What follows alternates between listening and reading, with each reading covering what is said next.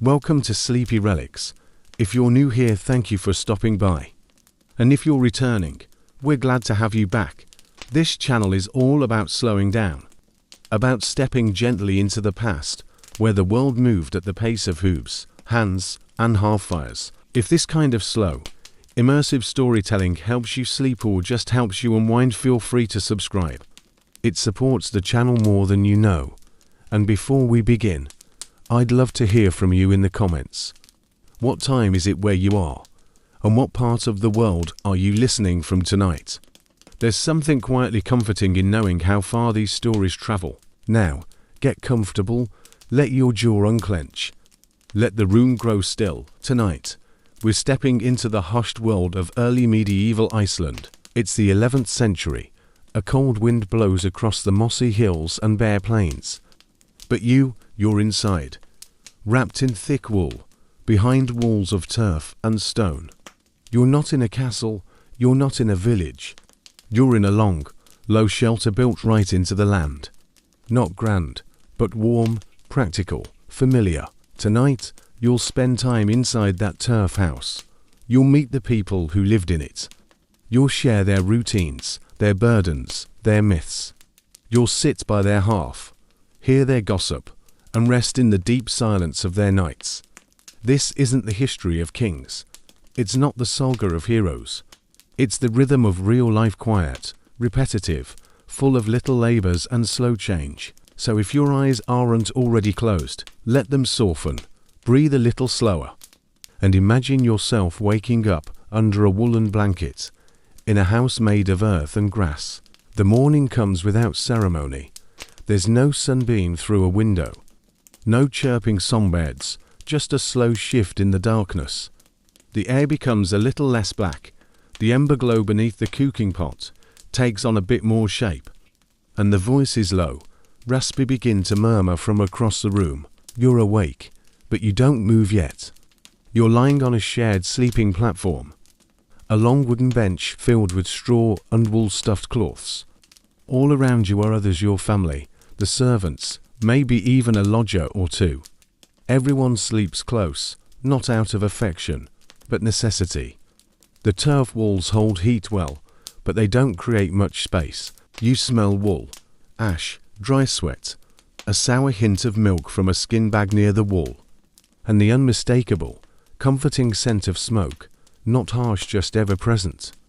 A soft smoke that seeps into clothes, into skin, into memory. Outside, the wind is already at work. You can hear it, brushing the curved roof like a broom dragging across stone. A rooster croaks from the side shed, hooves clatter in the pen. There's movement already, just beyond the thick wall.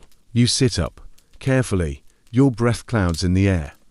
There's no fire, only the deep orange coals left from the night. But your mother is already up. She leans over the hearth, poking the embers with a split log. Her shawl is wrapped tight, her hair is bound. Her movements are quiet, practiced, efficient. There's no clock here, no hours counted, just tasks. You eat when you're hungry. You work until you're done. Breakfast is a bowl of greyish porridge, barley and goat milk, maybe a dollop of skyr. If yesterday's curdling went well, it's hot, and that's enough. No one lingers over meals. The porridge disappears quickly, then the shoes go on. Leather, cracked, tied with twine. You lead the younger siblings out to check the sheep. The cold slaps your face as soon as the turf door creaks open. It's raw and biting, but you know this cold. It's the same most mornings. It doesn't bother you much. The sheep are restless, one limps. You make a note to tell your father. You check the pen for breaks. You call out, your voice echoing slightly in the stillness. Then back inside. Inside, your sister is already at the loom. A heavy wooden thing that stands like a doorway at the far end of the house. She weaves without looking up. Her fingers know the rhythm. Tap, pull, beat, tap, pull, beat. Your job this morning is spinning. The spindle is worn smooth from use.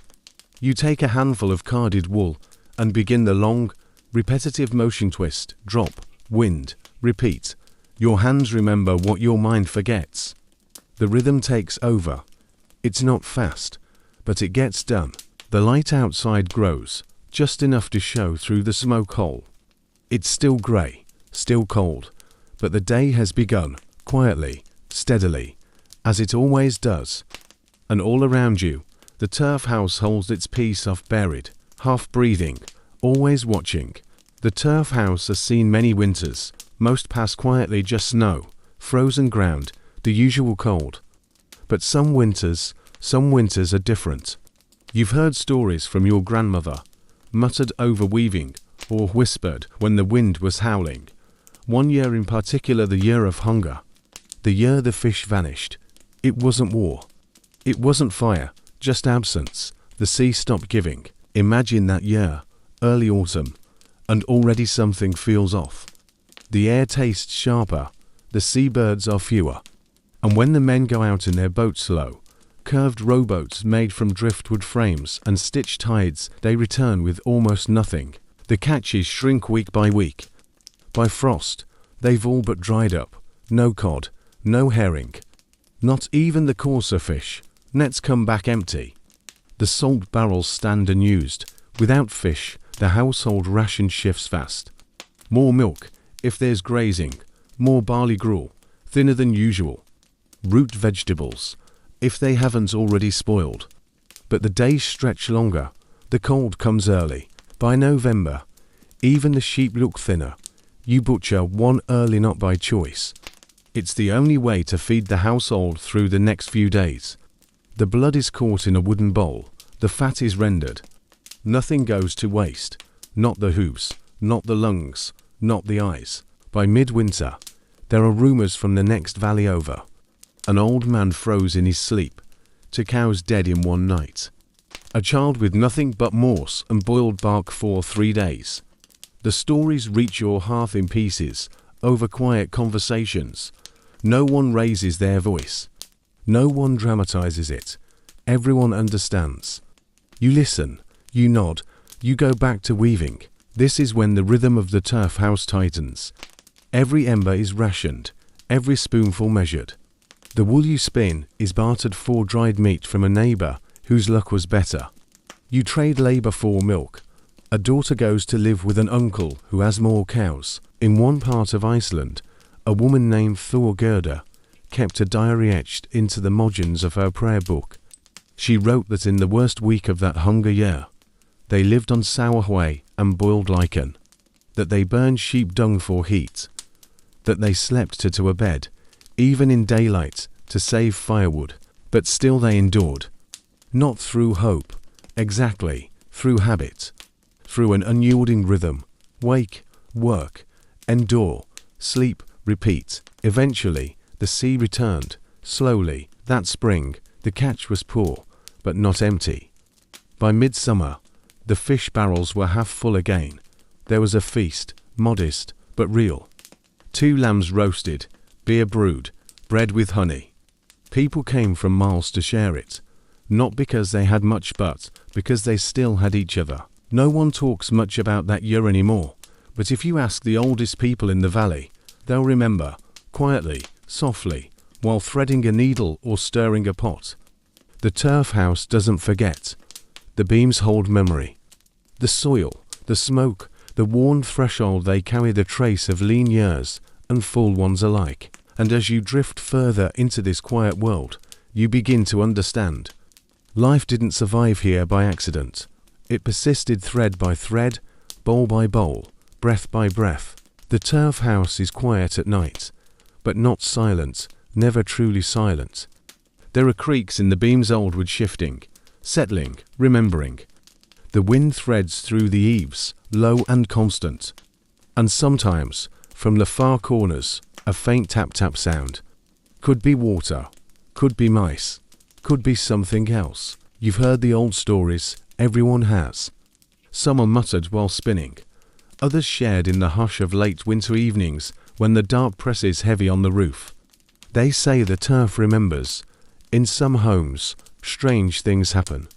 A spinning weight falls with no cause. A pot cracks while cold. A shadow moves against the firelight. The dog growls at the wall. There are words for these happenings, Draugr. The restless ones. Not ghosts, exactly. Something more physical. More real. More insistent. The dead who return. Not because they were wronged, but because something in them refuses to settle. A jealous farmer. A greedy widow. A man who wouldn't let go of his land. They return not to haunt, but to reclaim. The turf, they say, can carry them. It's earth, after all. It touches every grave. When you build with it, you bring the memory of those buried fields into your home. And sometimes, if the boundaries aren't respected, if the proper rights aren't spoken, something comes with it. Archaeologists, centuries later, will dig through these homes. They'll find layers burned animal bones, child posts, deliberate stone circles buried beneath thresholds. Protective rituals, wards, some dating back before Christianity reached the island. In one excavation, they uncovered a set of bones beneath the main sleeping platform, not laid out neatly. Not a grave, jumbled, partial, as if someone had buried them quickly, in secret. The team marked the find, cleaned the bones, dated the ash. But the locals, when they heard, only nodded. Of course there were bones, of course there were. In another dig, a researcher noted an odd phenomenon. In one particular longhouse ruin, her team's instruments, normally reliable, kept malfunctioning in the same corner of the dwelling. Batteries died, audio recordings cut out. After days of frustration, a local guide mentioned offhandedly, that was the seat of the grandmother who cursed the lamp. No one ever sat there after she passed. It was left empty for 50 years. These aren't stories of terror. There are no screams, no blood on the walls. Just a slow sense of pressure, of presence, of something watching from the low dark corner where the turf hangs dampest. Back in the present, as you lie within the imagined shadow of that house, you hear the faint hiss of the wind against grassed over earth. You feel the heavy stillness of a room built for warmth, built for closeness. You remember the old ways. If you leave the last spoonful for the spirits, they won't trouble your sleep. If you knock once at the threshold before entering, the hidden folk will not follow you in. If you burn the wrong wood, cover the mirror, sweep the ash right to left, then the house will keep its peace. And so the people lived, among stories, among warnings. Not paralyzed by them, just aware, attuned. The house was not just shelter, it was a breathing part of their world. A threshold between now and before. So sleep lightly, the old ones said, not fearfully, just lightly. With your ears open, and your heart still, the turf remembers. Not every Icelander lived in a low turf house tucked into the hillside. Some lived larger, broader, warmer, in the wide, smoke-darkened long halls of the Goga, the local chieftains. Imagine it now, the same turf, the same stone, the same biting wind outside. But inside a different world. This hall is longer, taller, the walls still earth-packed and moss-lined, but reinforced with driftwood beams, stitched whale rib, or salvaged ship timbers. There are more beds, more benches, more space between sleepers. And the hearth, it burns longer, hotter, the coals are deeper. A servant tends them through the night. There is meat here, not just on feast days. Not just on borrowed goodwill, fresh lamb, charred on iron spits, chunks of fish preserved in whey, barrels of ale stacked in the back room, fermented under linen. A wealth measured in food, not coin. At one end of the hall, raised on a dais, sits the high seat, carved, polished, lined with fleece. The chieftain sits here during gatherings, during judgments, during meals. His staff leans beside him, a symbol not of law exactly, but of memory. He remembers agreements, oaths, blood feuds. That's his real power. The people who live under him, they bring tribute. 1 sheep each year, or a fleece, or labor. In return, he offers protection, mediation, and hospitality.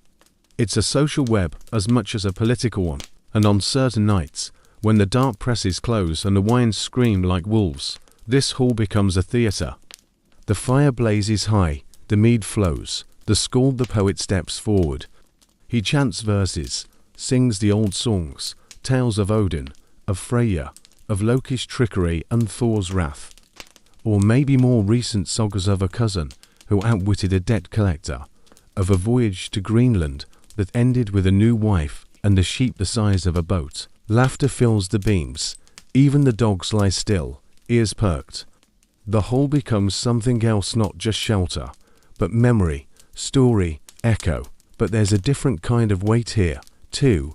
Expectations. The chieftain's family eats first. His word settles disputes. His alliances are watched. A daughter married into the wrong family can start years of quiet tension. One badly worded insult, even in jest, can haunt a man for seasons, and not all are welcome in the warmth. The thrall's house slaves sleep apart, sometimes in an outbuilding, sometimes beside the livestock. They tend the fire but don't sit beside it. They shear the sheep but don't wear the wool. They live close to luxury, but never inside it. This hall, so grand compared to the simple turf hut, is still a world of survival, just more buffered, more stable. Its walls are thicker, its stores deeper. But the cold still comes, the sea still withholds. The gods, the ghosts, the weather, they visit here, too. Still, for a few, life is broader, smoother. The fire burns longer, the porridge sweeter, the beds drier. And in this land of wind and ash, that is as close to wealth as anyone ever gets. And yet, in the quietest hours, even here, the turf listens. The light barely changes now. Midwinter in Iceland means long stretches of half-light, broken by full darkness. The sun, when it appears, skims the horizon for a few reluctant hours. You mark the days not by brightness, but by the rhythm of tasks. And in the turf house, winter does not mean rest. The hearth becomes the center of everything. Meals, work, warmth, sleep, it all circles around the steady breath of that fire. You rise when it's still dark, shuffle across the packed dirt floor, and carefully stir the coals from the night before.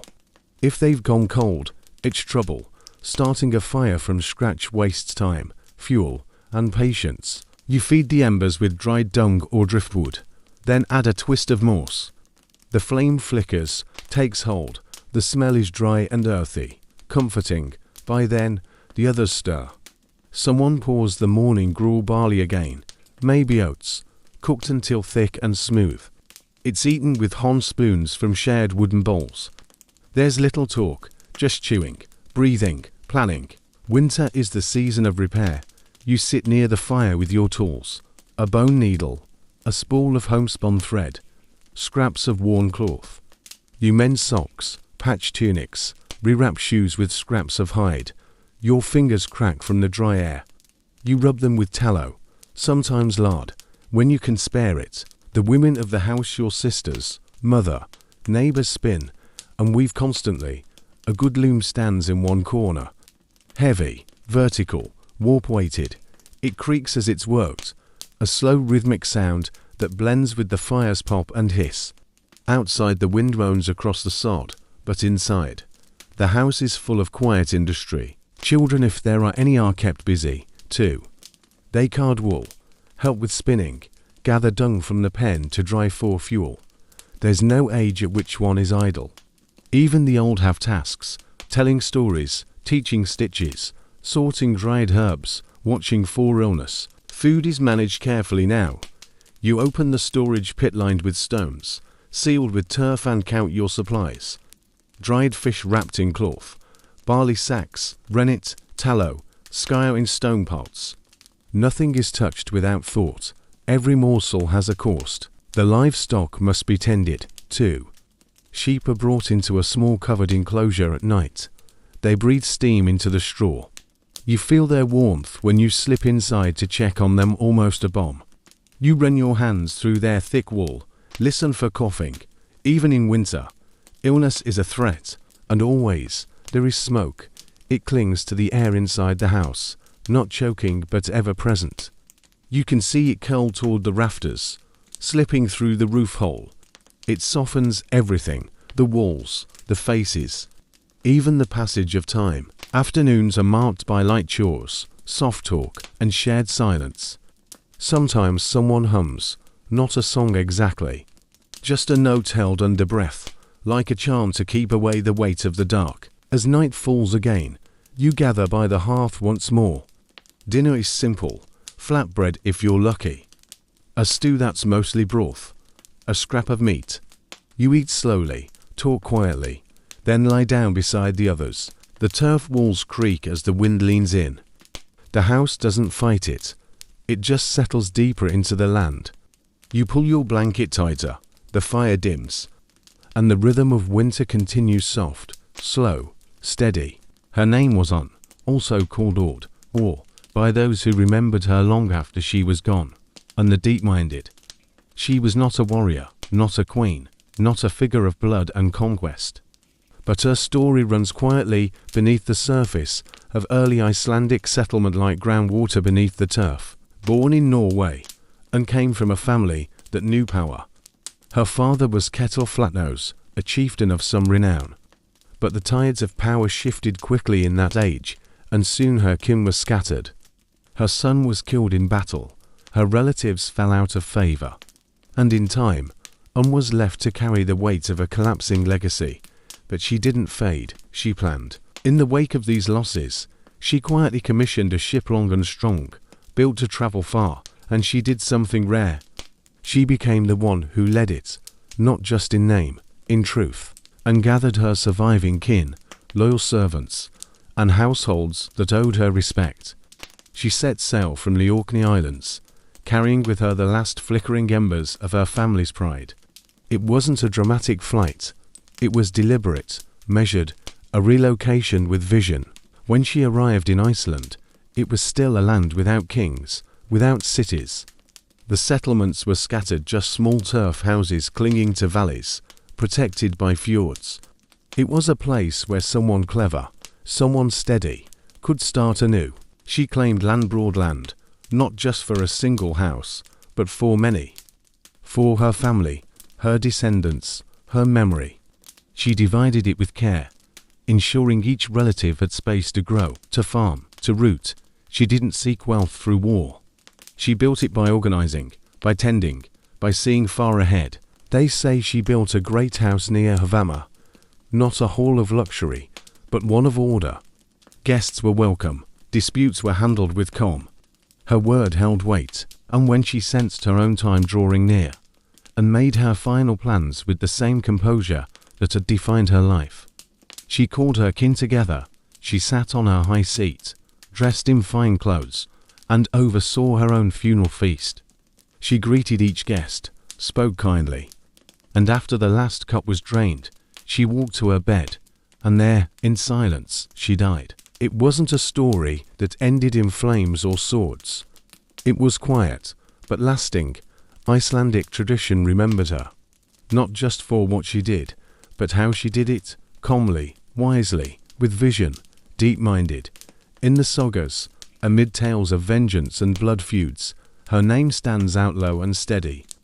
A different kind of power, the kind that builds a home, that makes a plan, that endures. And in the quiet dark of a turf house, with the wind against the walls, you can almost imagine her.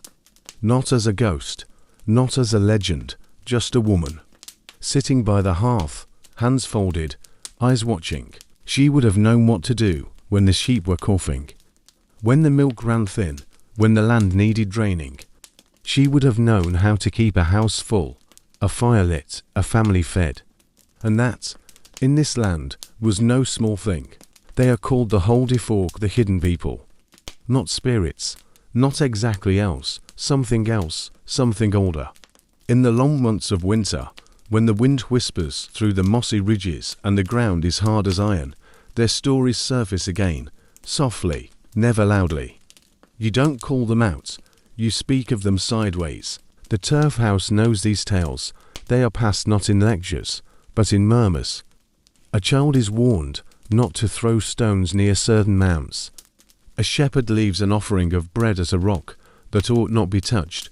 A path is avoided, even though it is shorter, because a relative once saw something they never quite described. The hidden people live where humans dare not linger. in stones that glisten oddly in the rain, in hills with unnatural stillness, in crags where animals refuse to graze, and sometimes, just sometimes, they cross over. Not maliciously, not loudly, just unexpectedly. They borrow things, a spoon, a comb, a fleece. Left out overnight, it might vanish, only to return a few days later, warm to the touch, and ever so slightly altered. There are rituals, of course, ways to stay on good terms. Never urinate near their stones. Never shout near a mound. When building a turf house, you knock 3 times before breaking ground, not for luck, but for permission. And if a stone resists being moved, if oxen struggle for no reason, if tools keep slipping, then you simply stop. That is not your stone to move. Archaeologists today often find homes built with strange curves, bent foundations, or seemingly inefficient layouts. When they ask why, the oral histories explain. The house was built around something, a rock, a hill, a presence. In one part of Iceland, construction on a road was halted entirely because of a known elf stone. Workers refused to proceed. Machines broke down repeatedly. The engineers consulted local elders. The solution: relocate the road. And so they did. Are the hidden people real? The modern mind may ask, but to those who lived beneath turf, the better question was always, are you sure they aren't? It wasn't belief in the usual sense, no candles, no prayers, just respect, deference, a deep instinct not to disturb what you don't understand. A cultural memory older than books, older than churches. In the low light of a turf house, lit only by the flickering hearth, it's not hard to see how the boundary between this world and the next might blur. Shadows move, shapes form, the old stones seem to breathe. You don't need to believe, you just leave a little room for the possibility. A little silence in your speech, a little pause before you dig, a little bread left on the step. The turf house, after all, is not just a place to live. It is a space shared with mice, with memories, with ancestors, and perhaps with others who are not quite gone. Not all authority in medieval Iceland wore a sword. Some held memory as their weapon, held knowledge as power. Among the elite, one figure stood apart not by force, but by voice. Thungskumer the law speaker. He did not sit in a throne room. He lived on a farm, like most others. But it was a different kind of farm, larger, cleaner, managed not just with muscle, but with structure. This was the household of a man who knew every law of the land by heart. Imagine it now. The turf house here is built wide, with 2 wings and a broad central hall. Outside, fence paddocks contain well-bred sheep. Not just scrappy mountain animals, but animals maintained for both wool and stock. There's a storehouse set apart from the main building. A separate cookhouse, to a luxury not all can afford. Inside, it's quiet, but ordered. The walls are freshly whitewashed with lye. The rafters are carved not extravagantly, but enough to signal thought. Everything has a place. The food is simple, but steady. Skyr, bread, fish, dried herbs, fermented whey. Nothing wasted. And in the center of it all, the law speaker. He's not young. Law speakers rarely are. His role is not inherited, nor taken by force. It's earned. Through decades of listening, watching, remembering. Once a year, at the Althing Iceland's National Assembly, he stands on the lagbug, the law rock, and recites, aloud, from memory, 1/3 of all Icelandic law each summer. 3 years to complete the cycle. No books, no scrolls. Only the words carried in his head, but in his farmstead. Life is quieter. He settles disputes among neighbors, decides land boundaries, oversees adoptions. His memory is the reference text of the region. He holds no army, wields no axe, yet his decisions ripple. The household reflects this weight. His children are raised with literacy, rare in this age. His wife manages accounts, fleece, cheese, barley, labor owed. Servants come and go, but none dare steal or slacken here. There is always someone watching, always someone remembering, At night, when the wind curls over the hills and the animals settle into straw, the lost speaker might sit by the hearth, sipping sour ale, and hum a verse. Not a saga, a clause, a precedent, a forgotten case from his youth. His mind is a ledger, a story, a structure, and when he passes many years from now, his memory will fade not into silence, but into the mouths of those who heard him. The new lost speaker will rise, and the cycle will begin again. This is the other kind of power in early Iceland, not the sharp end of a spear, but the quiet weight of being right, of being remembered, of being listened to. In a land without kings, the man who remembers the rules becomes the spine of the society. And his turf house plain, though it may seem, is one of the most important places in the valley. And when the wind knocks at his door, it knocks carefully. Spring doesn't arrive in a rush. It creeps, slowly, reluctantly, one melting drip at a time from the turf edges, one wet footprint where there was frost a day before. In the turf house, there's no dramatic celebration of the changing season, just quiet adjustments, new chores, shifting rhythms. You notice it first in the mornings. The light returns earlier. The air smells less like smoke and more like wet grass. The animals stir sooner, and the floor beneath your feet no longer bites with cold. Still cold, yes, but not deep cold, not the bone-deep kind that winter brought. This is the season of mess. Mud replaces snow, the pens are damp, the floor slick. You slip more often now on muck, on thawed straw, on the soft crust of melting turf. Everyone does, but there's no time to complain. The work has already begun. The sheep were shorn early if the weather allows. It's not comfortable for them, but they'll be better off once the new coat comes in. You tie their legs gently, carefully, and begin cutting. The wool is dirty, matted, thick with a season's worth of living, but beneath it steam rises from the warmth of the animal. A soft, rich scent, not unpleasant, just alive. The fleeces are gathered, sorted, set out to dry. Carded by the children, spun by the women, nothing is wasted. Even the scraps become stuffing, insulation, rope. The cows calve now, too, carefully. There's always the risk of stillbirth, of a difficult labor. You keep vigil through the night sometimes, your ears alert for groans or lowing. A wet birth on a cold floor can end badly, and quickly, but when it goes well, when the calf stands, wobbly-legged, and reaches instinctively for milk, it feels like a tiny miracle. No cheering, no applause, just a quiet exhale, and back to work. The fields, too, demand attention. Barley is planted, or oats, if you can afford the seed. You break the frost line with a heavy iron-tipped spade. Push the soil aside. The ground is stubborn still and wet, but not frozen. That's something. Sometimes a neighbor helps with planting. Sometimes you help them. Labor is shared loosely, not in friendship necessarily, but in mutual necessity. You work their field one day, they return the next. No ledgers, just memory, just rhythm. Inside, the turf house feels different, too, livelier. The hearth doesn't need to burn all day. The smoke hole is opened wider. The air circulates. The beds are pulled apart. The wool blankets aired. There's talk of scraping the floor and releveling it, something only done in spring or fall.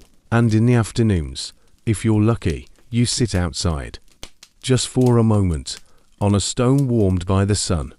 You close your eyes. The breeze carries the faint scent of grass and sheep and meltwater.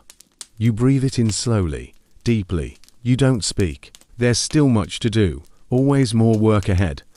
But for now, for just a breath, you sit. The turf house behind you, the land before you. And the thaw subtle, steady, silent continues. He was born in a land of hard men and harder weather. Egil Skallagrimsson, warrior, poet, farmer, outlaw, one of the most complex figures in the Icelandic sagas. A man who could split a skull and write a flawless stanza with equal ease. But tonight, we meet him not in battle, but at the end. Egil lived a long life by the standards of his time, too long, some said. His saga is thick with fights and oaths and blood, yes, but also with grief and silence. As an old man, he withdrew from public life. The raids were over, the arguments settled. His body stiffened, his temper cooled. He moved back to his farm near Borg, the place of his birth. A low, white turf house, not so different from yours. He did not live lavishly, he did not lead any more.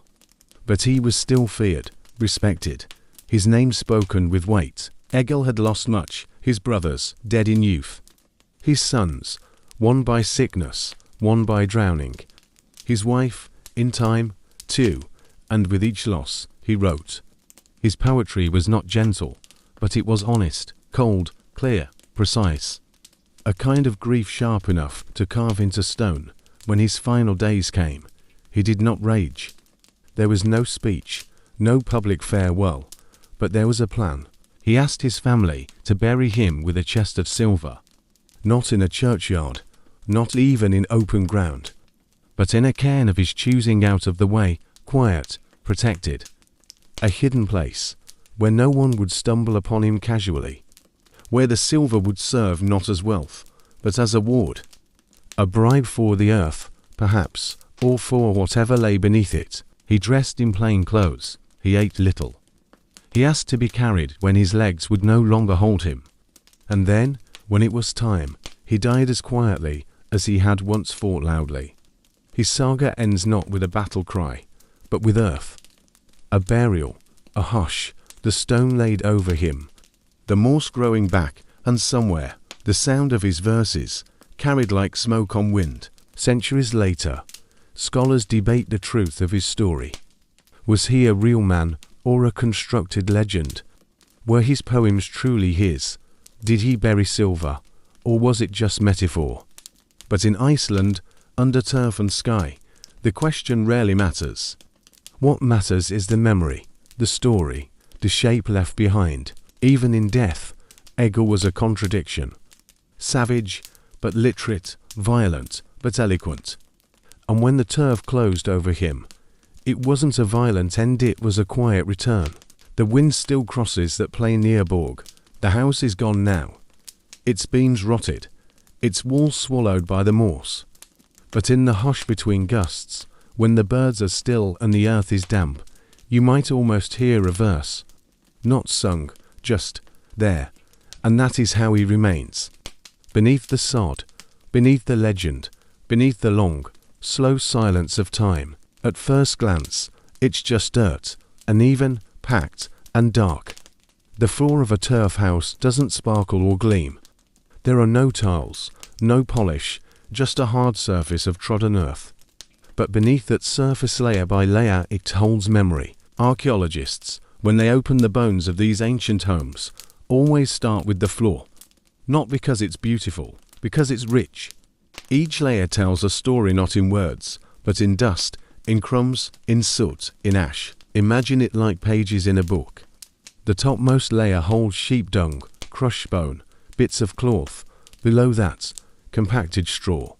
Still lower, the faint trace of hearth soot from a fire long gone cold. A charred seed, a snapped fish bone, a splinter of comb. These things aren't left deliberately. No one meant to preserve them.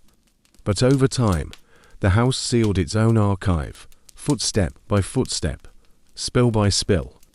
A family's habits, losses, and meals ground into soil, pressed by boots and knees and time. Some floors are more than half a meter thick, composed not just of earth, but of living. A woman spinning wool, day after day, drops the tiniest fibers. They settle, they vanish. But centuries later, under a microscope, they return tiny threads of red, blue, and dyed grey. A child's broken tooth, a copper pin, a charred knot of barley. Each item is mute alone, but together they hum with presence. The quiet, persistent accumulation of human life. One excavation revealed a curious pattern: narrow trenches, worn into the packed floor, along the edge of the central room.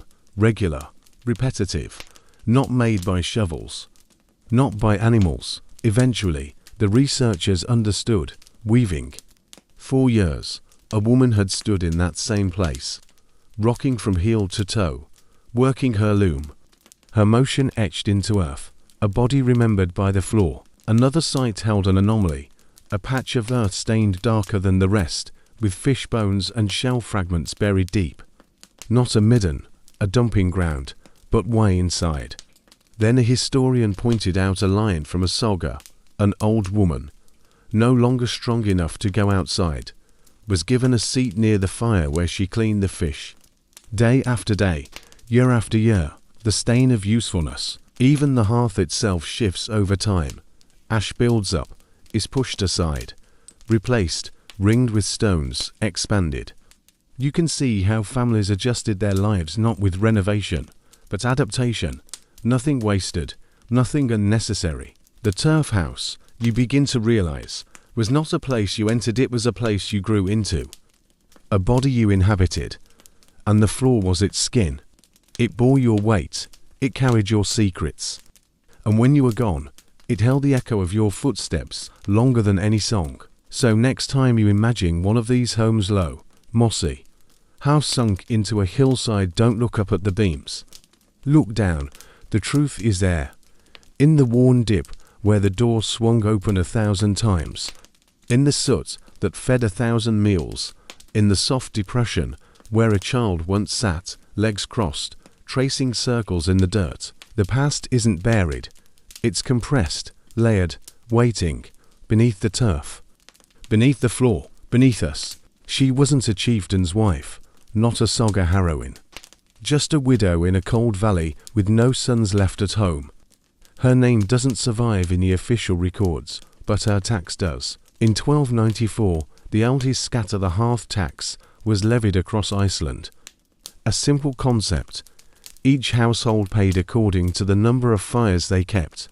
One hearth, one tax, more fires, more coin. It was meant to be fair, to measure warmth as wealth. But warmth was never evenly distributed. For someone like the widow, it was a burden. Her turf house stood near the edge of the settlement, small, slumped, its walls bowing slightly under centuries of frost heave. Her livestock count was modest as sheep, one cow, a few hens. She wove, she spun. She kept goats out of the garden with a length of knotted twine and an old birch staff. But each year, the taxman or one of his proxies would come. He wouldn't step inside. That wasn't done. He'd stand at the threshold, glancing at the smoke hole, at the roof's thickness, at the warmth on the air. One fire, he'd declare, sometimes with suspicion. If she had a guest staying, a daughter returned from a poor marriage, or a servant to help through winter, the assessment could change. 2 fires, 2 taxes. There were no appeals, and so she rationed heat, not out of stoicism, but out of arithmetic. The hearth would die earlier in the evening. She would pile more moss into the bedding, eat more cold meals, use smaller pots. Fewer embers meant less soup, less drying, less dying. It rippled through everything. But this woman, like many others, was clever. When the time came, she doused the second hearth, stashed its stones under a woodpile, hid the backup kettle, spread ashes evenly across the floor to hide any sign of heat. The taxman noted one fire. She nodded politely. The exchange ended. Not every widow was so lucky. Some were fined. Others forced to take in boarders to offset the cost. Some moved into a wealthier relative's house if such kindness was available. But the burden of heat of fire remained a mark of class. Meanwhile, the elite households, those of the Goga, and the lawmen kept multiple hearths burning through the long winters.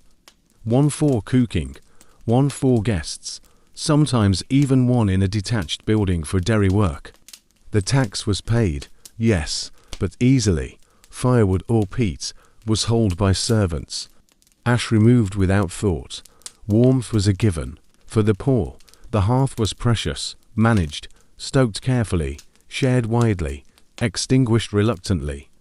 And when spring came, it was cleaned out not just with water, but with thanks. Centuries later, excavations of these houses show clear evidence.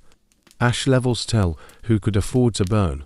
Charcoal traces suggest which houses smothered fires before dawn. Even now, you can see the imbalance, compressed into the soot itself, and that widow, with her one stubborn fire and her cleverly managed hearthstone. She left no tombstone, no saga, no verse, but she left soot. She left a life held together by quiet decisions. And when the taxman moved on, she sat again by the single ember that remained, coaxed it back to life, and set the pot to boil. Summer comes slowly to Iceland, but when it arrives, it's unmistakable. The wind softens, the daylight stretches impossibly long, and for a few short weeks, the turf house breathes easier. The walls dry, the smoke holes stay open, and the people emerge, blinking into a landscape that finally, mercifully, offers colour. You begin to hear bees. The sheep are out now, far out, grazing in open pastures and mountain slopes. The children help with herding, calling across the valley, their voices carried on the mild breeze. You walk to the fields early, basket in hand, gathering herbs, angelica, thyme, sorrel. 4 dye, 4 souse, 4 stew. It's not formal work, just something done, because this is the season when such things are possible. In summer, the rhythm shifts, you sleep less. There's too much light for long dreaming. Meals are simpler, milk, fresh and cool. Flatbread cooked on stone, berries, when you find them. Butter, thick and slightly sour, churned in the long afternoons. The turf house feels almost unfamiliar in summer. No constant fire, no heavy cloaks. The door is left open much of the day, letting in light and bees, and the sound of the stream nearby. The house smells not of smoke now, but of soil warming, of wool drying, of sour whey in buckets left in the sun.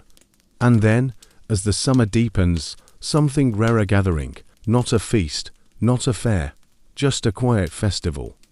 3 families meet where the river bends wide. A field is cleared of stones. Shelters are raised simple frames with canvas, or woolen cloth stretched over them. A fire is lit, not because it's cold, but because every gathering needs a centre. Children run, unchecked. Men trade rope and cheese and old tools. Women compare carding paddles. Old stories are told, but not loudly. There is no bard, no scald, just fragments of sagas repeated between mouthfuls of dried fish and barley cakes. You watch a neighbour make butter. Another prepares fish to hang in the drying racks. No one is idle, but no one rushes. The labour is lighter under sun. People laugh more easily. The land feels generous. And then, a gift, a song, hummed low by a woman from another valley. A lullaby, old and wordless. That silences the field without command. You close your eyes and let the tune move through you like water. No applause follows, just quiet, a few nods. The sound of the stream returning. By twilight, what passes for twilight in this northern summer, the people drift back to their turf homes. You walk with tired feet, the sawless muddy, your arms heavy with traded goods. The house is dark when you return, but not cold. You build no fire. You lie down in the fading light, still tasting sun and smoke and time on your breath. Summer in Iceland is never lazy, but it is kind. And for those few long weeks, the turf house isn't just shelter. It's base camp, a quiet centre in a world briefly, gently alive. It's easy to imagine the people of the turf house as immobile, tied to their valleys, their sheep, their daily rhythm. But in truth, they were travellers, sailors, risk-takers, and no story better captures that restless ambition than the saga of the Greenlanders. It begins with Eric the Red, a man known as much for exile as for leadership. Banned from Iceland after a violent dispute, he sailed west further than most dared. He found land, harsh, ice-fringed, difficult, but land nonetheless. He called it Greenland, a clever name, a hopeful lie. To entice settlers, he claimed it was green and fertile. It worked. Families uprooted themselves, packed turf-cutting tools and seed grain. Loaded sheep, goats, even cats into boats. They left their turf houses behind, not forever, but for a new version of life.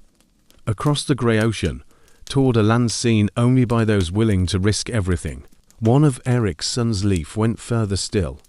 Guided by rumour, maybe by driftwood, he sailed west of Greenland and found yet another shore.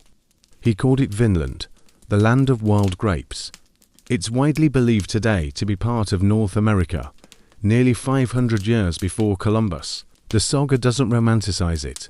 There were short summers, hostile encounters with the native people, and logistical nightmares. Crops failed, boats cracked, tempers frayed. Eventually, the settlement faded, but for a brief moment, Icelanders and their Greenland kin touched a continent no European had mapped.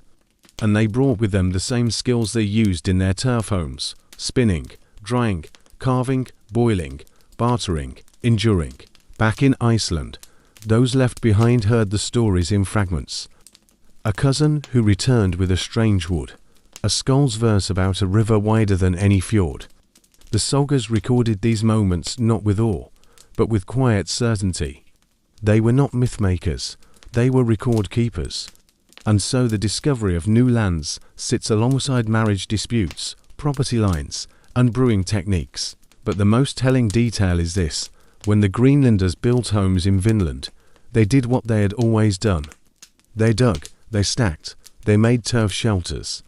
Even in a strange land, surrounded by trees and soil they did not know, they returned to the comfort of their old form. Low walls, thick sod, a central hearth, because no matter how far they sailed, no matter what storms they faced or coasts they mapped, real home was always shaped from the earth.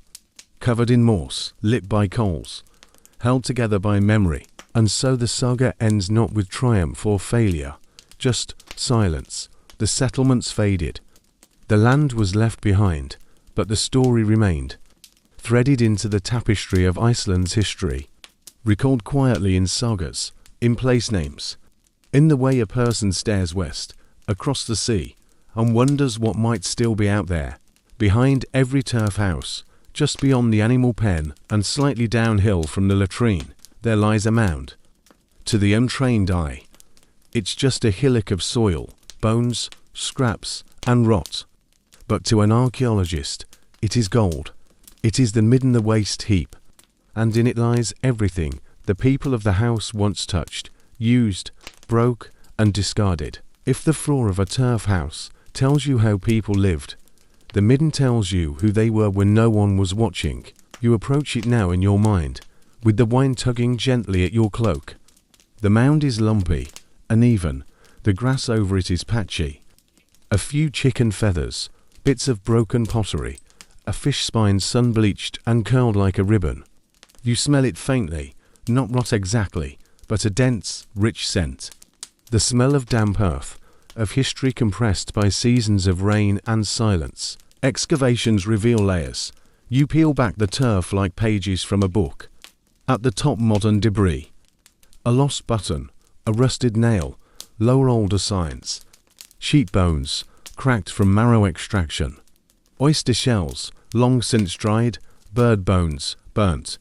Beneath that, the thick, sticky band of ash and charcoal from an ancient hearth, a waste pit turn-time capsule. What people throw away says more than what they display. One midden showed an unusual number of pig bones rare in Iceland.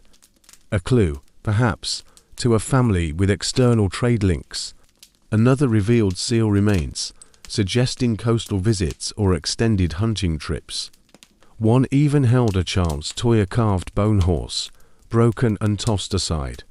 You can almost picture the loss, the tears, the mother's quiet attempt to soothe. There's mystery, too. Midden heaps hold bones of species not native to Iceland: whale, walrus, even foreign birds. Some imported, some drifted ashore, some brought home by those who sailed far and returned with strange trophies. The distribution tells stories of seasonality. Summer middens are full of shells and green plant remains. Winter ones, thinner, mostly bones and ash.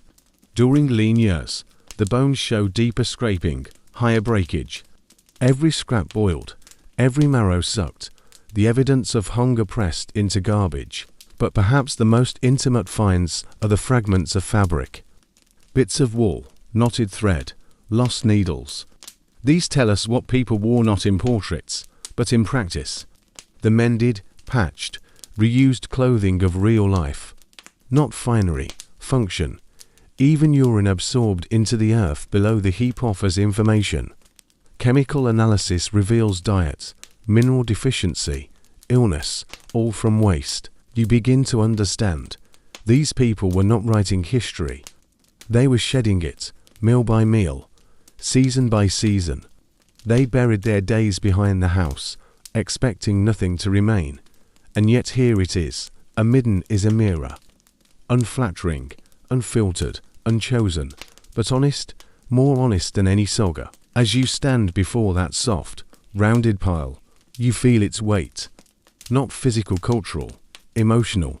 It is the most human of legacies, to live, to consume, to discard. And unknowingly, to leave behind a record written in bones and rotten earth. So the next time someone tells you history is found in books and battles, remind them sometimes it's found behind the house, in the garbage, quietly waiting. By autumn, the land begins to harden again. The light shortens, the colors dull. And at the center of the valley, where the grazing is richest and the paths most passable, the house of the Gogi the chieftain priest prepares for the season of settling in. Unlike the scattered turf homes farther uphill or nearer the coast, this house is not just shelter, it is a signal. Broad-roofed, well-joined, with multiple outbuildings and stock shelters arranged in clear order. Stone pads, carved doorposts, a house that says, "Here is a man who commands not with threat, but with presence." The Gogi is not a king. Iceland had no kings then. But he is the man others defer to. He oversees the wing local assembly. He mediates disputes. He settles ties. His words aren't final by law, but they shape what others do. And in autumn, his household swells. 10, sometimes 20 guests arrive. Tenants bringing wool as payment. Farmers seeking advice. A wandering school looking for lodging in exchange for a verse or two. The house, already large, takes on the feel of a small institution. Servants move quickly, relaying hot milk, boiled fish, and flatbread to the communal table. You sit along the outer benches. The central half burns steady, its fuel brought from peat bogs weeks ago by a team of labourers. The Gogi himself eats at the head of the room, not ostentatiously, but clearly above. His wife sits beside him, managing the pace of the meal, the placement of dishes, the quiet refills of ale. She sees everything, says little. Autumn is the season of accounts. The Gogi's steward checks how much cheese was set aside, how many skeins of yarn have been woven, how many lambs survived weaning. Not all his wealth is in coin or goods, it's in favours, memory, reputation. But the tangible things are counted, too. You notice a pattern. The house functions as much on silence as on speech. No one brags. No one raises their voice. Even disputes are aired in low tones, with long pauses between statements. The Gogi listens, his fingers steepled. He does not rush. He lets discomfort stretch, lets the problem reveal its edges. His decisions are quiet, but they ripple. He hosts a feast in mid-autumn. Nothing extravagant, just abundance. Barley bread, skyer, dried lamb, cloudberries preserved in whey. Ale in carved horn cups. Children peek from corners, their eyes wide. Dogs sleep under benches, tails twitching. That night, after the food is cleared and the last verse sung, the guests settle on sleeping benches with full bellies. The Gogi retreats to his chamber set apart, slightly raised, curtain off. Not grand, but private, a luxury most households do not have. In the darkness, as the embers dim and the room breathes with the slow sleep of many people, you realize that this house is not just large, it is layered. Social space, legal space, sacred space. And yet, still a turf house. Still made of sod and driftwood and stone. Still dark at night. Still wet in the corners when the rain lasts too long. Even power, here, must bend to the weather. In a land without minted coin, wealth does not jingle. It rustles, it scratches, it clings to your clothes and piles in baskets. In medieval Iceland, wealth is wool. You begin to see it everywhere, not just in cloaks or socks, but in bolts of homespun cloth, measured not in meters, but in weight.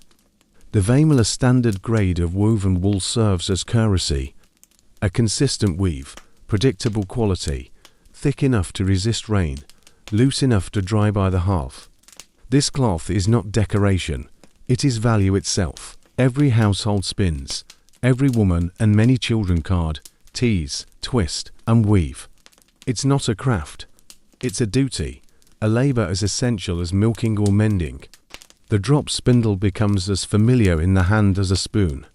The wheel, when it finally appears in later centuries, is a luxury of speed, but not necessity.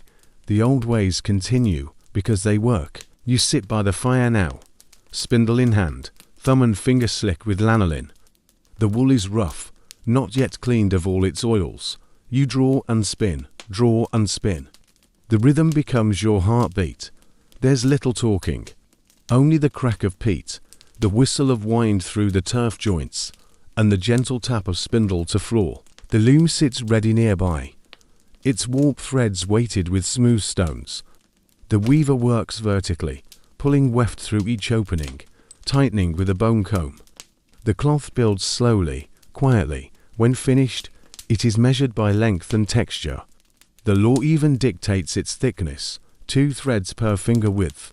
And once woven, the wool moves to the local thingstead, where debts are paid in folded bundles, to neighbors in trade for cured meat, fish, or new shoes, to the house of the gogi, in quiet taxes, sometimes bundled for shipping, packed with sour butter and dried stockfish, bound for the markets of Norway or Orkney. Even in the quietest turf homes, those barely held together by morse and willpower, the loom still clicks. A household might be poor in livestock, low on grain, but rich in spinning hands. The young and old both contribute. A toddler learns by playing with scrap threads.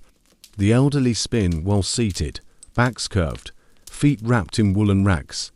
There's no glamour to it, but there's pride. Wool is warmth, wool is currency, wool is survival. And the economy it fuels is a soft one, quiet, slow, unseen by the outside world, not in tall ships or noisy markets, but in the slow build of value thread by thread, pound by pound. In the middle of winter, when the weather isolates every farm and the sea closes under ice, a family survives not with coin, but with a stack of cloth under the bed, a basket of roving in the corner, and the knowledge that their hands can make more. The hearth glows, the spindle turns, and Iceland endures, wrapped in wool.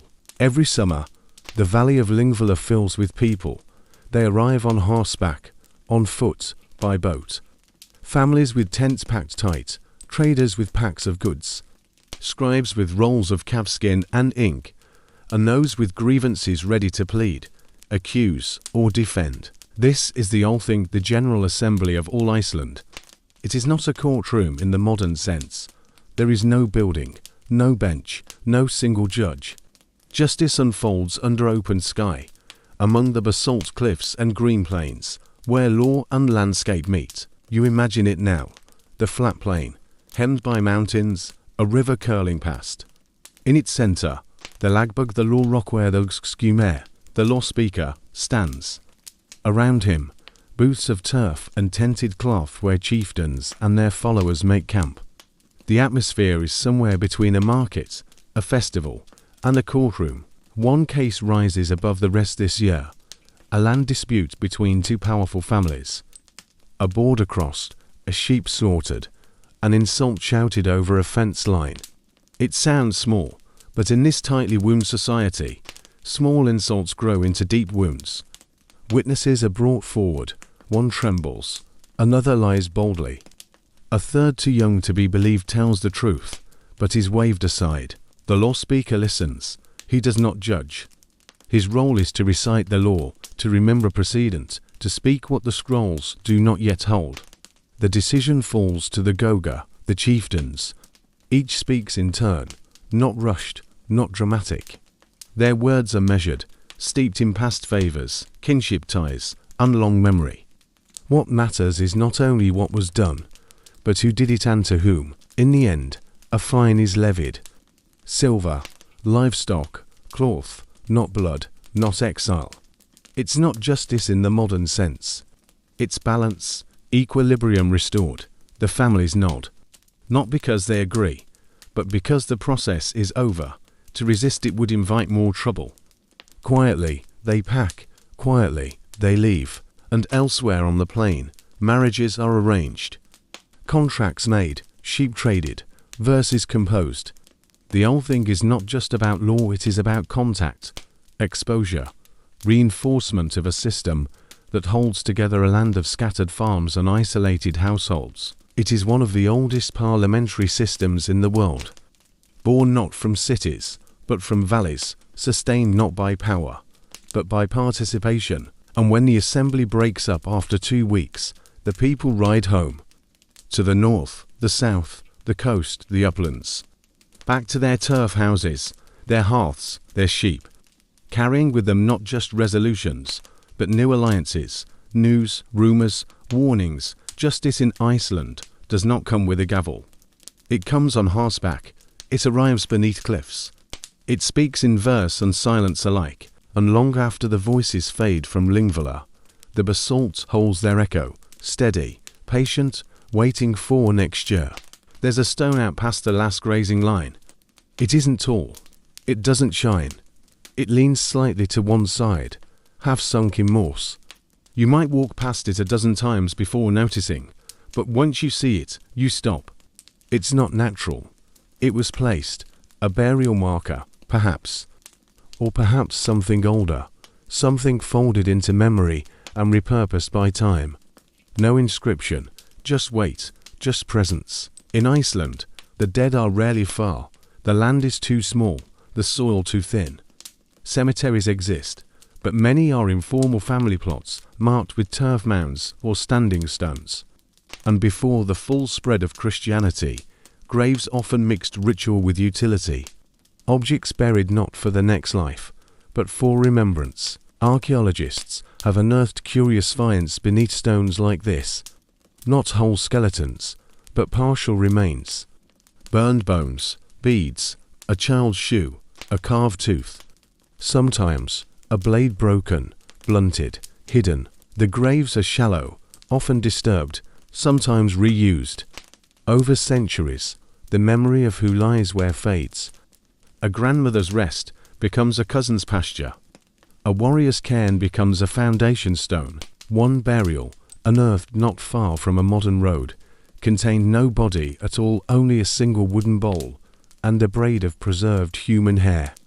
A symbolic burial, perhaps, or something else.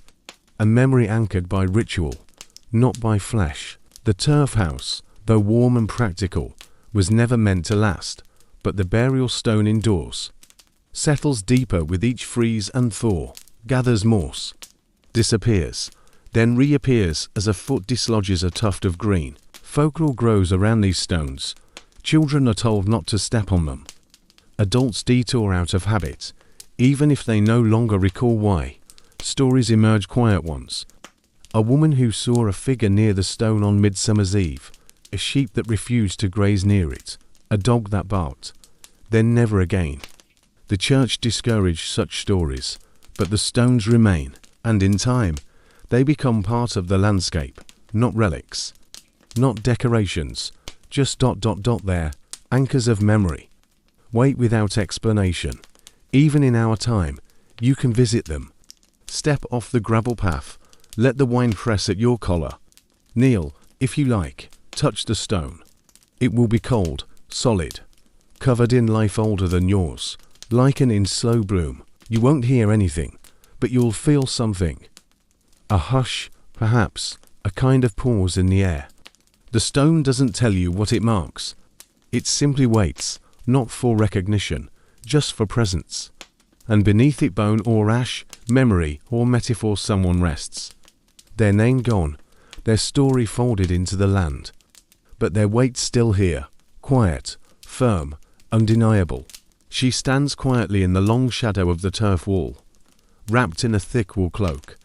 Her hair is braided carefully, her boots newly stitched. Today is not a feast day. It is more important than that. Today, her dowry is being weighed. She is the daughter of a Gogia chieftain with land, memory, and status. Her marriage is not her own affair.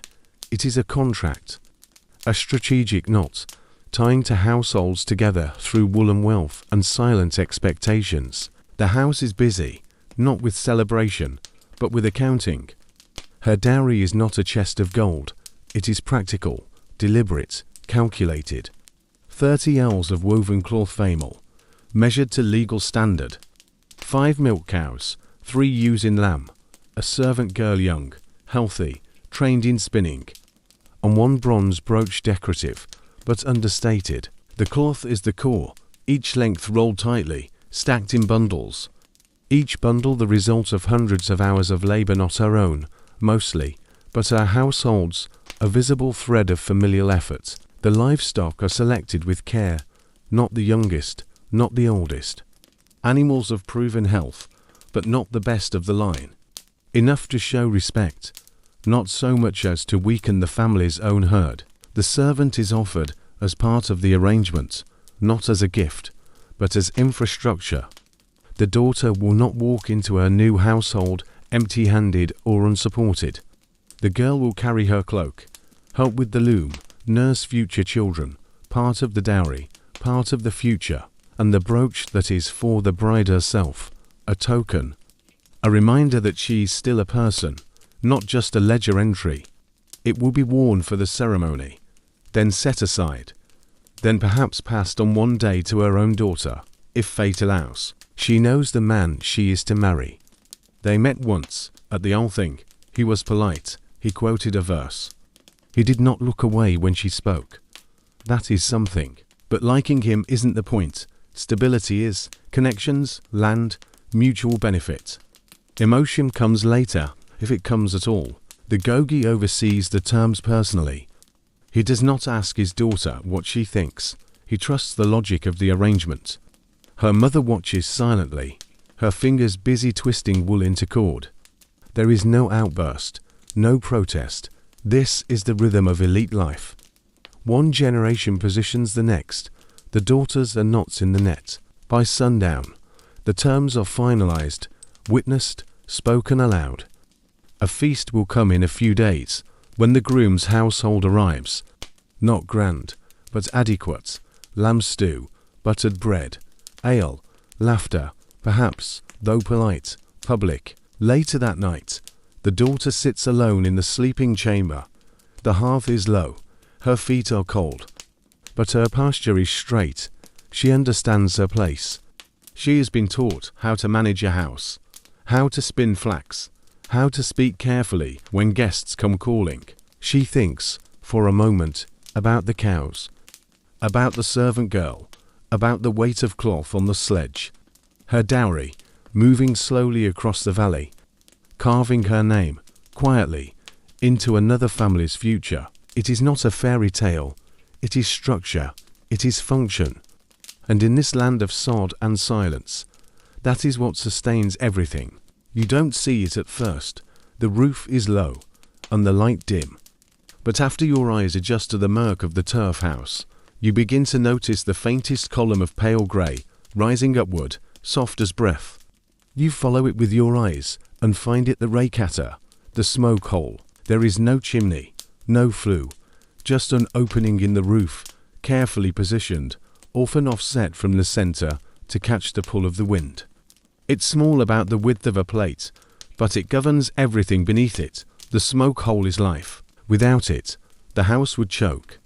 The air would thicken, the eyes would sting.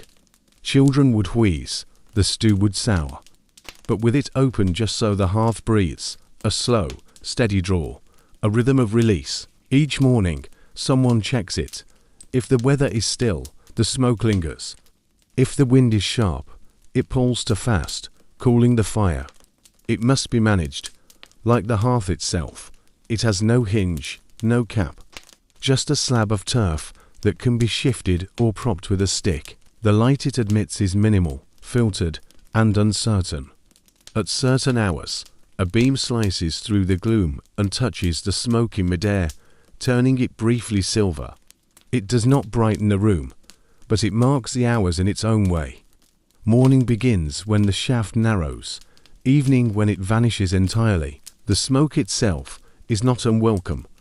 It curls through the rafters, coating the beams in a black glaze. It preserves them, kills insects, keeps dampness at bay. It perfumes the wool, the skin, the meat hanging above. Everything in the turf house carries its scent, and yet the smoke hole is not just utility. It is awareness. Every action in the house revolves around it. Pots are placed to avoid the draft, beds positioned to catch warmth, but not ash. The spinning stool set so that the smoke doesn't sting the spinner's eyes. At night, when the fire is low and the room is quiet, you can lie on your back and see just a patch of darkness darker than the rest. Sometimes, the wind rattles the turf slab that partially covers it. A loose corner flaps, a huff of cold air drops in like a whisper. The old ones say that the smoke hole is a boundary, not just to the outside world, but to elsewhere. That the Holy Fork, the hidden people watch through it. That blessings and curses drift through it like weather. That souls leave that way. So when someone dies, the hole is opened wide for a full day, to let them go, and when a child is born, it is kept covered so the breath of death doesn't drift in on a gust. These aren't rules, no one writes them, but they're followed, quietly, without fuss. The smoke hole doesn't speak, but it listens, watches, reminds. It reminds you that you live in a house not sealed, but breathing. Not shut away from the world, but constantly exchanging with it, letting things out, letting things in. And as you sit there, listening to the faint creak of the wind outside, watching the slow plume of smoke rise, you understand. The smoke hole is the eye of the house, small, patient, always open. Her name rarely appears in the sagas, but in some valleys, it's still whispered by those who trace their lineage back through smoke and morsome bone. Gunhild the Weaver. Not because she ran a loom that was common, but because she spun something else, something deeper. Gunhild lived near the western fjords, in a small turf house set against a slope where wine never stopped. She was widowed early, but not broken. She worked, she kept her flocks. She raised her daughters, and most of all, she wove. Her cloth was unmatched, so tight it repelled rain. So consistent it passed every measurement. The Gogi himself traded her cloth across the island, and claimed she had a witch's fingers. People laughed when they said it, but not loudly. One winter, a dispute broke out. A neighbouring man accused her of trespassing, of letting her sheep graze past the cairn line. There were no witnesses, only old stones and older grudges. He brought the matter to the spring thing, and the chieftain ruled against her. Gunhild was fined to sheep, and 5 ells of cloth she paid, quietly, to quietly. That spring, the man's sheep began dying, first a lamb, then a ewe. Then a ram found stiff-legged and foam-mouthed at the edge of his field. He blamed disease, but nothing spread.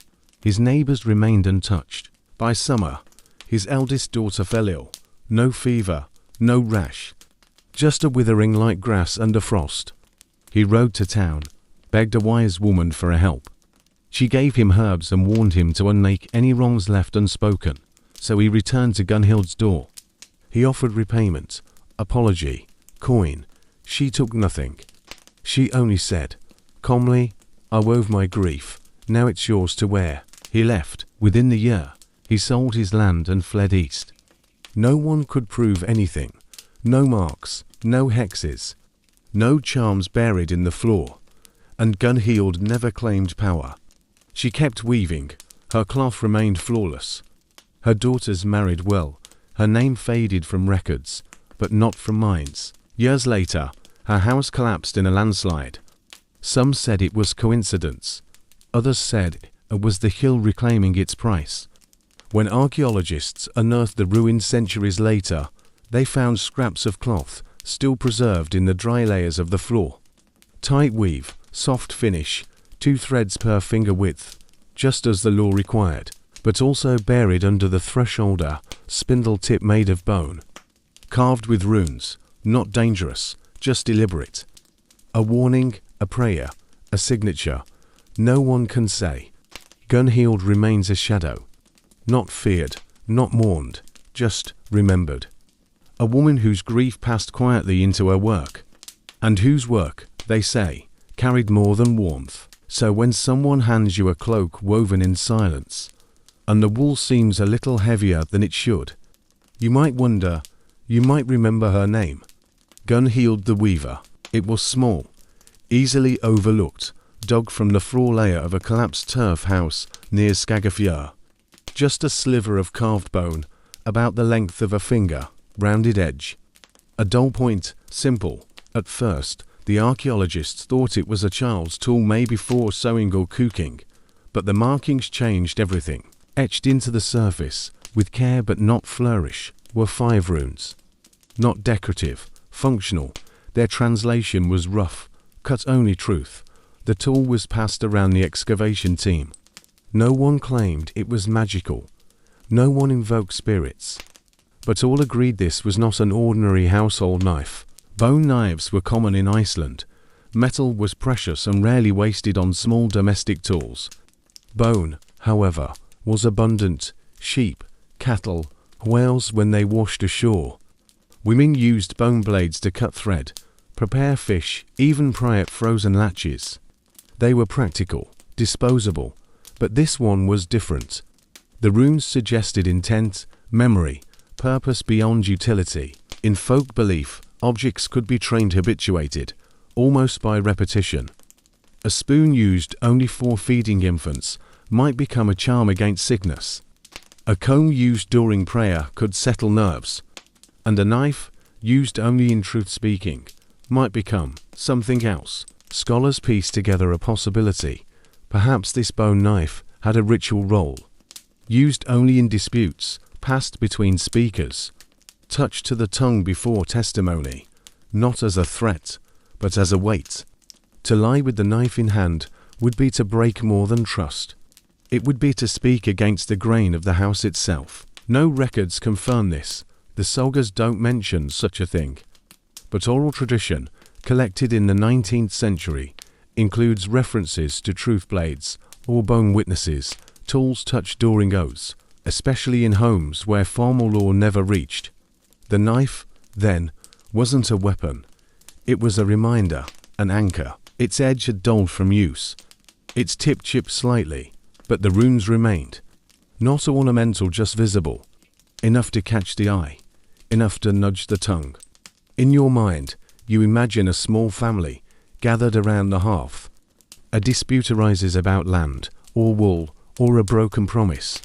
Tempers stir, words tighten. And then the knife is passed, not as threat, not as judgment, just presence. It changes the tone, focuses the mind. Everyone watches. No one speaks lightly. The truth, when it comes, is quiet, measured, shaped like the bone itself, narrow, firm, smooth from handling. The archaeologists labeled the artifact, catalogued it, stored it in a museum drawer. But some of them years later still remember how it felt to hold. A bone knife, dull, etched, simple, but more than it seemed. The chieftain is away. Perhaps he's travelled to the Althing. Or perhaps he's hunting seals along the northern coast. Whatever the reason, the farm does not pause in his absence. The work goes on. And the one who holds it all together now is not his wife, nor his heir, but the steward. He's not a slave, nor a freeholder, not noble, but respected. His status is earned not by blood, but by competence. And when the master of the house departs, the steward becomes the spine of the estate. Imagine him now, moving through the turf house with quiet purpose. His cloak is thick, lined with lamb fleece. His boots are worn, but well repaired. He carries no sword, just a staff, polished smooth by use, not ceremony. Winter has settled in. The first snow did not melt, and the paths between outbuildings are already churned with ice and straw. He rises before the sun and lights the fire not because it's his task, but because no one else does it with enough care. He inspects the stores, barley sacks, salted fish barrels, the smokehouse, the hayloft. His mind calculates not only what's there, but what will be needed and when. Every count is done by hand, every estimate double-checked against the weather. He speaks little. When he does, his words are short, instructions, warnings, praise, when earned. He knows each servant by name, knows which child needs more cloth for boots, knows when a sheep is favouring a leg, or when a cook is watering the stew too freely. He eats last, sleeps lightly. His bed is closest to the door, where the wind sneaks in beneath the turf and reminds him of the line between inside and out. This farm is larger than most, more mouths to feed, more hands to keep busy. The steward rotates tasks with a quiet rhythm, spinning in the early morning, mending by firelight, milking when the sun peaks, mucking stalls in silence. No task beneath him, no chore unfamiliar. He does not own this land, but in winter, it is his to protect. There is tension, a cow dies, a servant flees in the night, a neighbour's boy is caught stealing from the woodpile. The steward handles it all not with punishment, but with correction. A conversation here, an extra watch placed there. He knows that punishment wastes labour. What he needs is order, and order, in winter, is survival. When the chieftain returns in spring, he will nod once if pleased. That's all. No feast, no reward. Just recognition. The steward will say little. He will return to second place. But for now, for these long dark months, he holds the house. He keeps the fires burning, the food from spoiling, the wool from unravelling, the children from freezing. And at night, when the hearth dims and the house settles into breathless sleep, the steward sits near the smoke hole, polishing his staff, listening, watching. The house trusts him. The animals know his step. The land, frozen though it is, does not frighten him. This is not his farm, but it is his winter. Winter deepens until the world narrows to the space within the walls. The season of ice is not dramatic. It is not marked by storm or sound. It arrives with a hush. One morning, the water pail is solid. The door frame creaks with frost. The wool never quite dries by the fire. The turf house becomes your entire world. You rise slowly, not because you are lazy, but because warmth is rationed. The floor is cold, colder than you remember. You wrap your cloak tightly. The breath from your mouth fogs instantly. No one talks, not until the hearth stirs. The embers are coaxed back to life with dung, moss, a twist of dry bark. The fire doesn't roar its size. A low, steady crackle, enough to take the edge off, enough to make the porridge thicken in the pot. Everything moves slower now. The wool is stiffer. The milk, if you're lucky enough to have it, separates faster. Fingers numb during spinning. You rub them often. Wrap them in strips of felt. Keep going. Outside. Nothing melts. Paths are not cleared, they are worn. One boot step at a time, over weeks. The animals are fed inside now. Sheep huddle together. Chickens freeze if left unattended. You watch them carefully, listening for silence. That's always the warning. The walls themselves seem to shrink. Cold makes the turf draw in. You hear it at night, a kind of subtle creaking. A settling, like the house is bracing with you. There is little to do after dark. The chores are done early. The stew is simmering. You sit, quietly, near the hearth. You mend something. You grind grain. You untangle flax fibers, slowly, carefully. A story may be told, if someone has the energy. Not a new one, the same tale, over and over. A ghost on the path, a man who turned into a seal.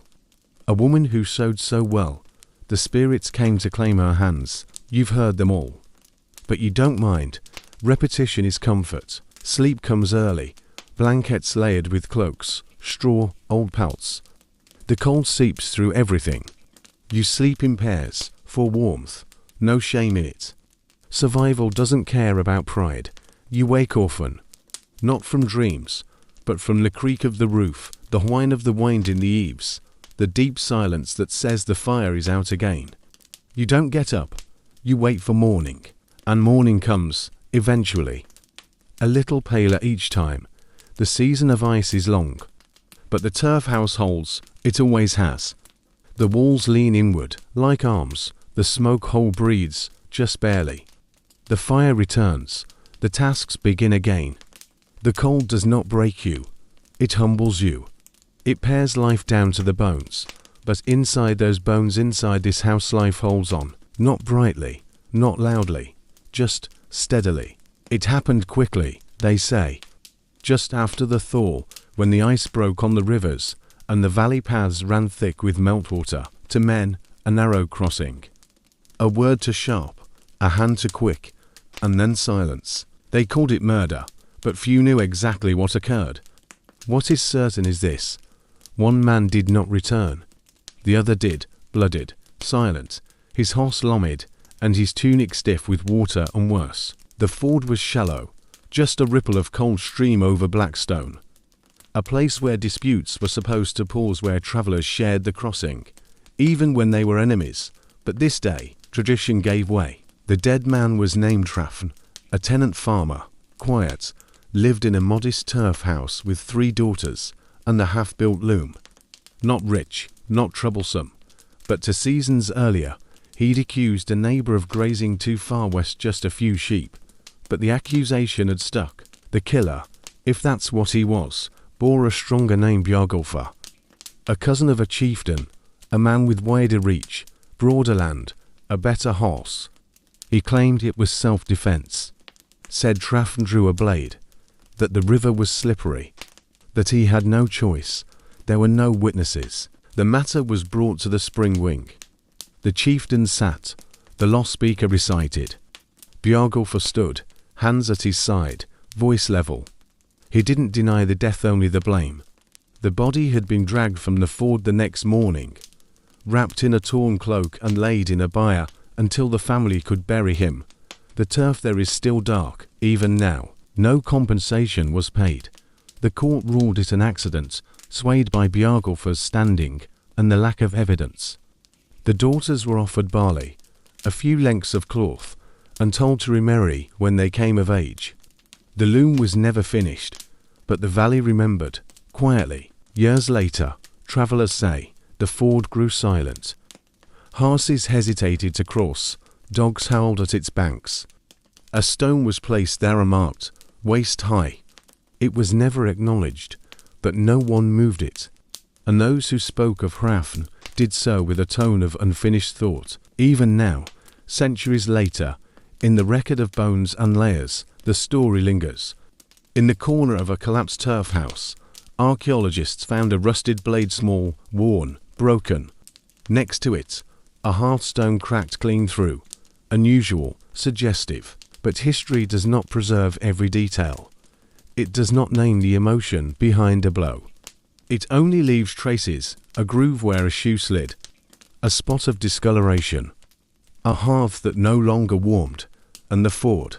It still runs, shallow, cold, just ankle deep, but when you cross it in your mind, you slow. You look upstream, you listen to the water's pace, and you remember, the quietest places can hold the loudest echoes. It was found buried under what was once the corner of a sleeping platform, smooth, grey, and unremarkable at first glance. A shallow bowl, carved from soft soapstone, with a slight lip and a small notch in one side. A lamp, simple, functional, but in the hands of the right person, it gave light when the world offered none. In the turf house, nights were not silent, they were dark, profoundly dark.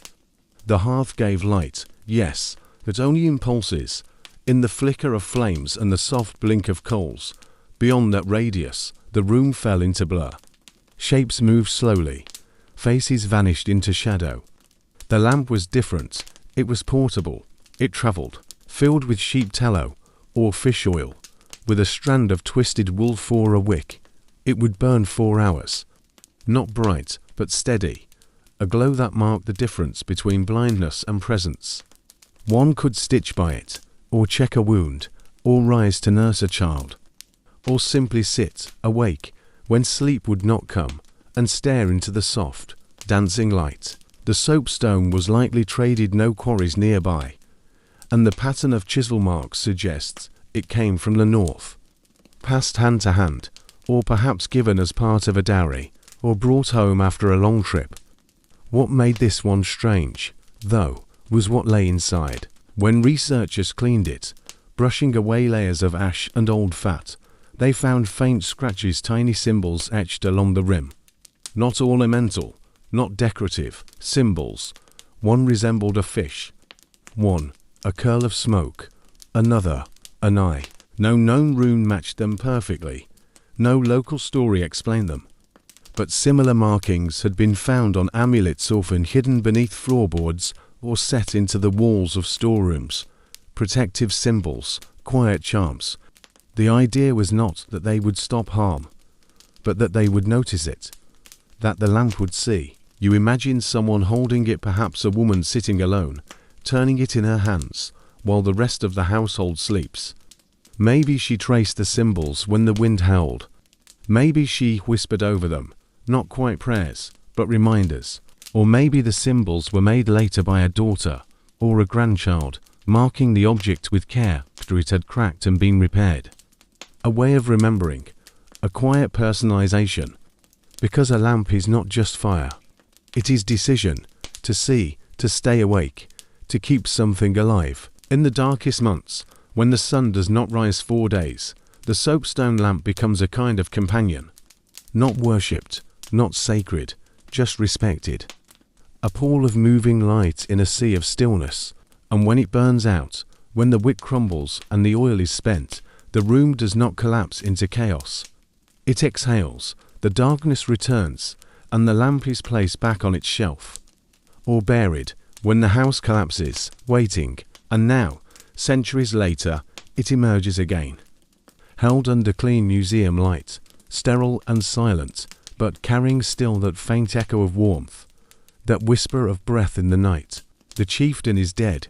His sons gather, not for grief, but for division. The land must be split, the livestock counted, the household reassigned, and at the center of it all, the hearth blackened from decades of fire must be rebuilt. The house stands strong, but weary, its roof slumps slightly. The turf walls have begun to fray at the seams, leaking wind in places once sealed tight.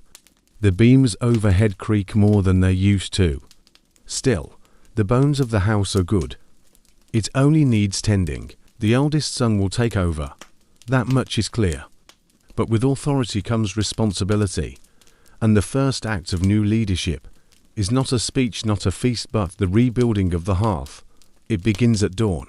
The old stones are removed one by one, scrubbed, weighed in the hand.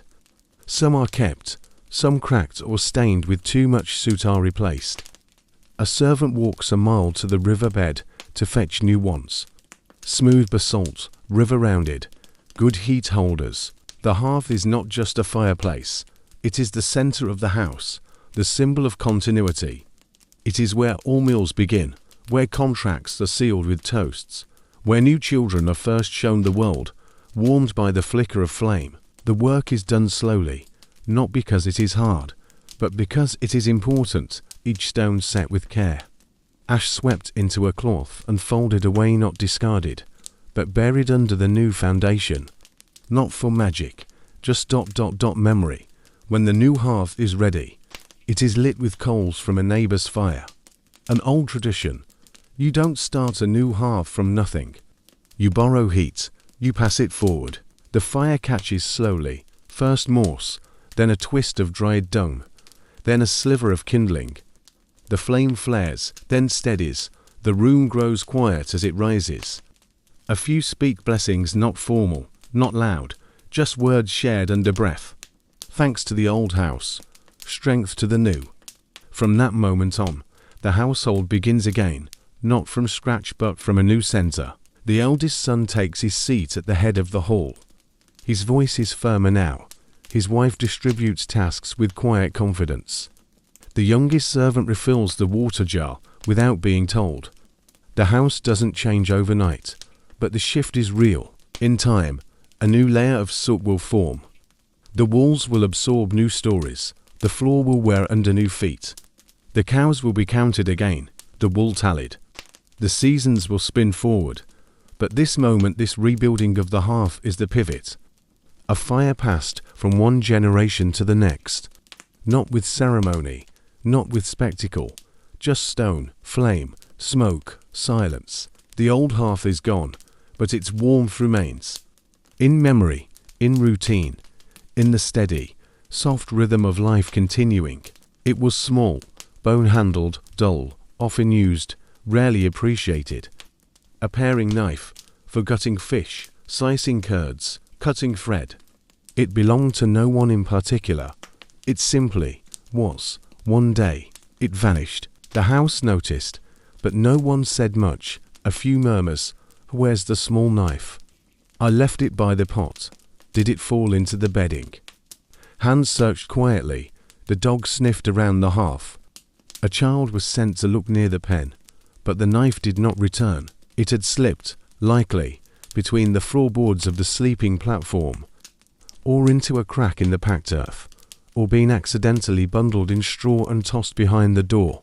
In a house where every object mattered, where every blade had a task, its absence was felt not as crisis, but as a subtle disruption. 4 days.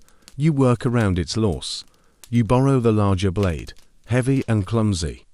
You adjust your grip when slicing dried meat. You tear linen with your teeth. Annoyance flickers, but passes. Then, over time, you adapt. The house absorbs the loss.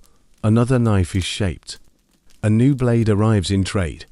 Someone whittles a new handle. The rhythm of use shifts, and the old knife remains, buried quietly beneath your feet.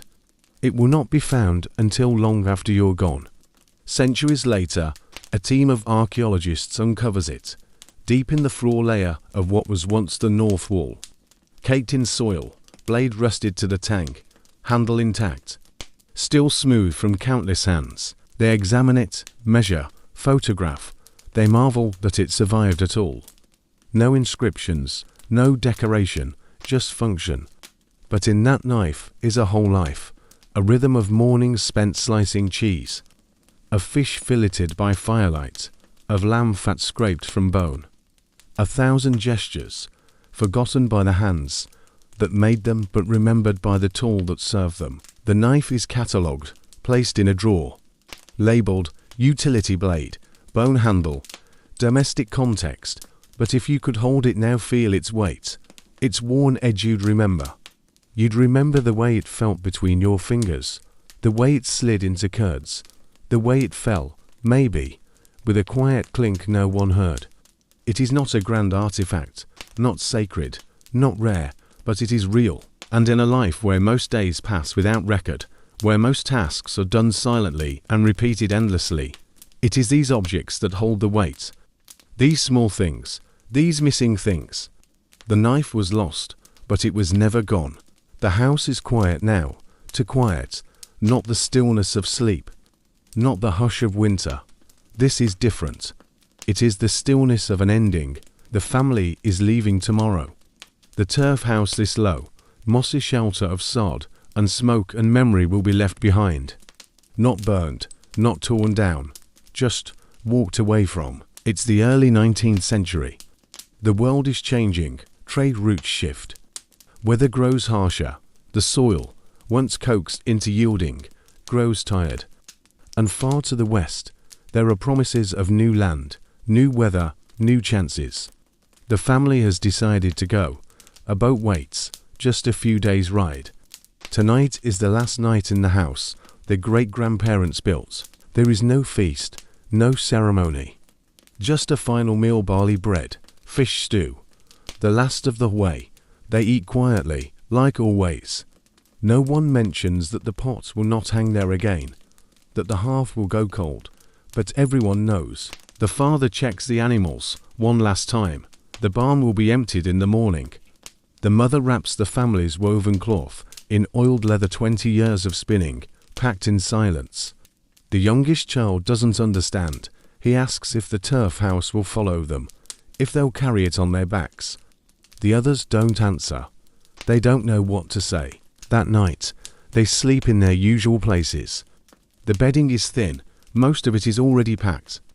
But they lie close, shoulder to shoulder, under the beam that still smells faintly of old smoke and dry lichen. Someone wakes early too early. She sits by the hearth. There's still a little fuel left, just enough for a final fire. She lights it carefully. The coals catch. The flame rises, soft and orange, licking at the soot-black stones. The warmth is immediate, familiar, not comforting. Just known. She doesn't cry.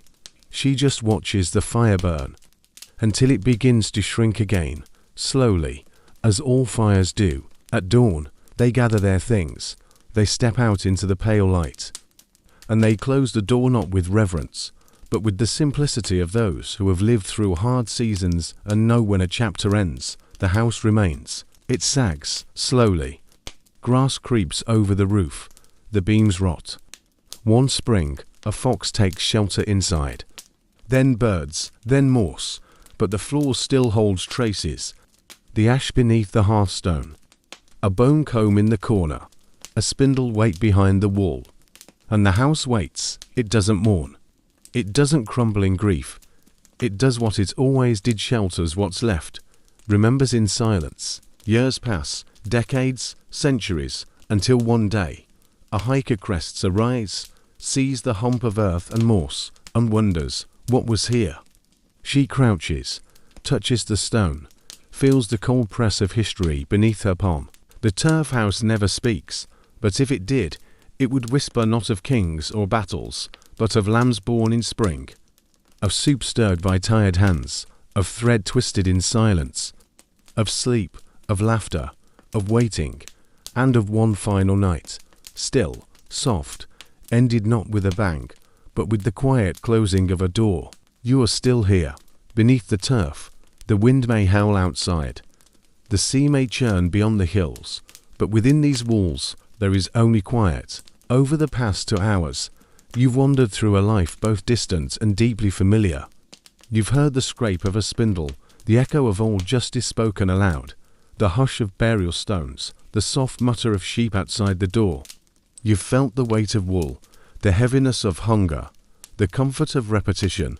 You've seen how much history can live in a footprint, a soot mark, a forgotten knife beneath the floor. The turf house was never grand, but it was enough, warm in winter, cool in summer, close to the land, the weather, the breath of others. It held generations who asked for little and worked for everything.